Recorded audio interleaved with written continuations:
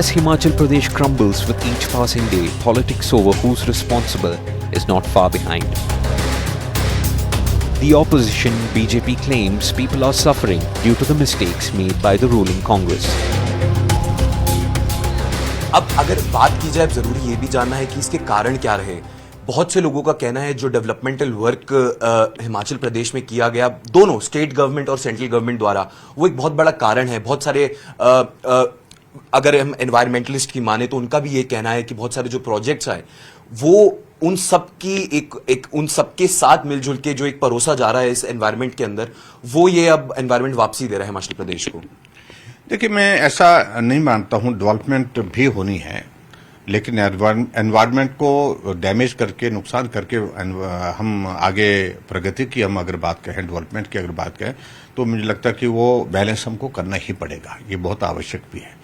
लेकिन ऐसा भी नहीं है कि एकमात्र कारण।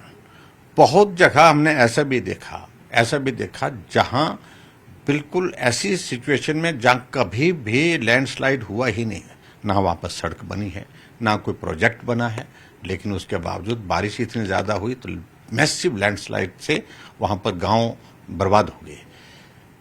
लेकिन ये भी बात सच है कि बहुत ज्यादा कॉन्ट्रीब्यूट ने भी किया कि जो हमारे डेवलपमेंट के प्रोजेक्ट्स हैं उसमें कुछ चीजों की एहतियात हमको बरतनी पड़ेगी। आने वाले समय में जो डैमेजेस हो उससे सबक सीखना चाहिए, खासतौर से जो रोड्स का कंस्ट्रक्शन होता है। और हिमाचल एक ऐसा स्टेट है जहां कनेक्टिविटी का माध्यम मात्र एक है, वो सड़क है। सड़क के सिवाय दूसरा कोई रास्ता ही नहीं है। ट्रेन की कनेक्टिविटी पॉसिबल नहीं है, बाई एयर कनेक्टिविटी यहाँ पर पॉसिबल नहीं है, तो ले देकर के सड़कें बनाते हैं गांव को जोड़ने के लिए।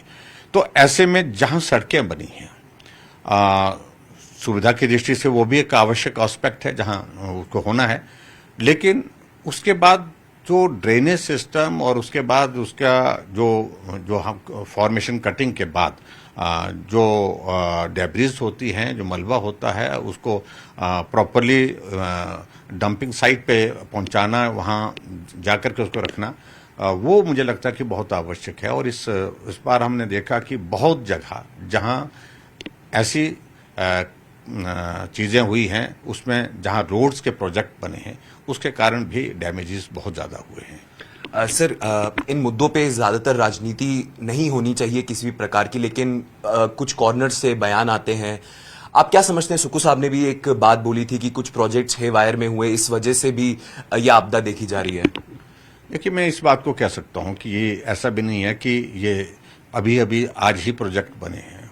प्रोजेक्ट कई वर्षों से, जहां लाजी प्रोजेक्ट हमारा बिजली का प्रोजेक्ट है और उसको बने हुए 20 साल से ज्यादा हो गया, और उस प्रोजेक्ट में 126 मेगावाट का प्रोजेक्ट है, वो बिल्कुल तबाह हो गया, फिलहाल बंद हो गया है, शटडाउन है आज की तारीख में, क्योंकि पानी उसके अंदर, गाद इसके अंदर घुस गई है। तो ऐसे में मेरा मानना यह है कि बहुत सारे वर्षों से ये प्रोसेस चला था जहां हमने लापरवाही की है, और आज वो पीढ़ियों को भुगतनी पड़ रही है। इस बात को हमको स्वीकार करना होगा। कंस्ट्रक्शन हैफजर तरीके से होना, और उसके बाद हम इस बात को नहीं देखते हैं कि जहां हम घर बना रहे हैं, यहाँ की मिट्टी जो है इतना स्ट्रक्चर का लोड ले पाएगी या नहीं ले पाएगी, इन सारी चीज़ों को लेकर के विचार करने की आवश्यकता थी। लेकिन ये सारी चीज़ें नहीं हो पाई हैं। अब आगे के लिए मुझे लगता है कि सबक सीखना चाहिए। आगे के लिए बहुत सारी रिस्ट्रिक्शंस हमको करनी पड़ेंगी, तब जाकर के हिमाचल प्रदेश में हम अच्छे भविष्य की कामना कर सकते हैं।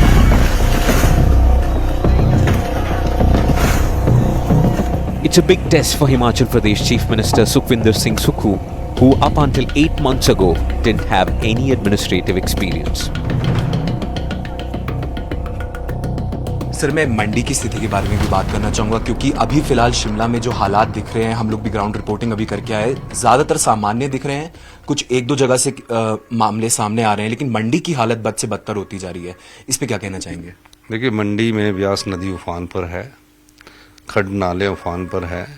ब्यास नदी कोई मंडी से नहीं है, ये हमीरपुर कांगड़ा में है, और अभी कांगड़ा में पोंग डैम से पानी छोड़ा गया, तो हमारा इंदौरा फतेहपुर विधानसभा क्षेत्र का एरिया भी पानी में डूबा है। इवैक्यूएशन के लिए हमने हेलीकॉप्टर तैयार रखे हैं, एनडीआरएफ और एसडीआरएफ की टीमें तैयार है, और जो मिलिट्री इंजीनियरिंग वर्क्स के इंजीनियर हैं उनको भी हमने तैयार रखा है। युद्ध स्तर पर कार्य हो रहा है। समस्या ये है कि जब तक बारिश नहीं रुकती तब तक ये कार्य करने में थोड़ी बहुत दिक्कतें होती है, पर पूरी स्थिति सामान्य है। और जो लैंडस्लाइड है वो भी हम कोशिश कर रहे हैं। चंडीगढ़ शिमला रोड को हमने खोल दिया है, लेकिन जो थोड़े और जो पंचायतों में सड़कें बह गई हैं, बागवानों के सेब को मंडियों तक पहुंचाना है, वो हमारे पास अभी टास्क है। उसको हम युद्ध स्तर पर पूरा करने की पूरी कोशिश कर रहे हैं। सर एक आखिरी सवाल मेरा, सेंटर से किसी तरह की आपसे बात हो रही है? आप क्या होम मिनिस्टर के कांटेक्ट में हैं अभी? नहीं, सेंटर से मेरे गृह मंत्री अमित शाह जी से बात हुई है। उन्होंने पूरी सहायता का हमें आश्वासन दिया है और उन्होंने जल्दी से केंद्रीय टीम भी भेजी है। केंद्रीय की दूसरी टीम भी आके सर्वे करके गई है और हमें आशा है कि जल्दी ही हमें अंतरिम राहत की पहली किस्त माननीय देश के प्रधानमंत्री जी, गृह मंत्री जी जारी करेंगे।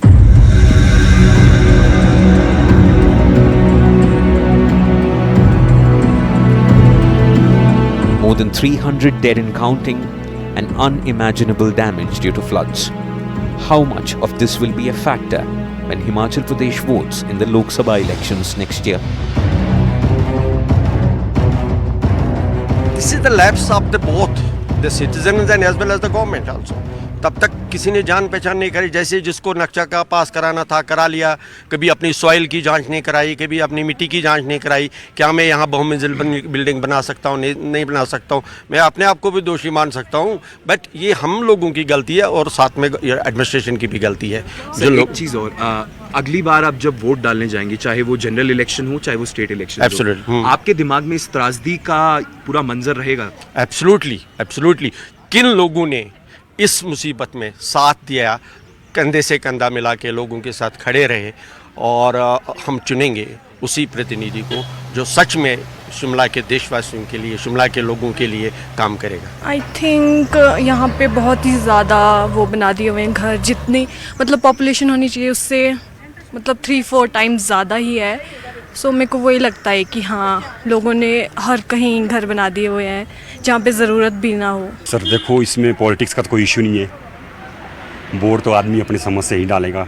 सपोज करो वोट लोग डालने गए हैं, तो ऐसी चीज़ों को देखकर सर ये तो एक आपदा हुई है हिमाचल प्रदेश में। मैं केंद्र सरकार से ये गुजारिश करता हूँ कि अगर कुछ ऐसी आपदा में हमारे लिए कोई सा बजट ले आए हिमाचल सरकार के लिए, हम मानते इस बात को। अगर हम ऐसी संकट की घड़ी से गुजर रहे हैं अभी हिमाचल के वासी, कि ये ऊपर वाला है, हम जानते हैं। Do you think this tragedy will be in the mind of people when they'll be going to vote?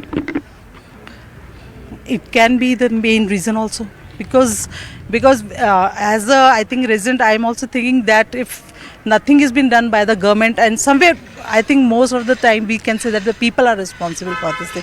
Because if I'm talking about myself, I'm also, I can say, selfish, because I also want to have a proper house in Shimla and it should be that much stories and all. So we, instead of blaming the government, we should be more responsible as a citizen.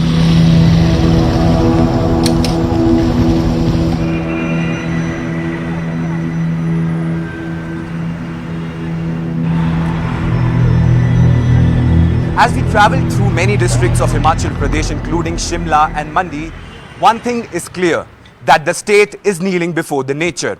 The locals and the experts believe that this is because of overburdening of the hill state. Well, the politicians blame each other for the menace in the state, but as of now, there is no substantial solution to the situation in the state. Well, the experts also say that the past governments and the present government had indulged in just political blame game but had not looked at a long-term solution. One thing is also clear, that the way forward is sustainable development and nothing else. This is Yash Goel with video journalist Rama Shankar for CNN News 18 in Shimla.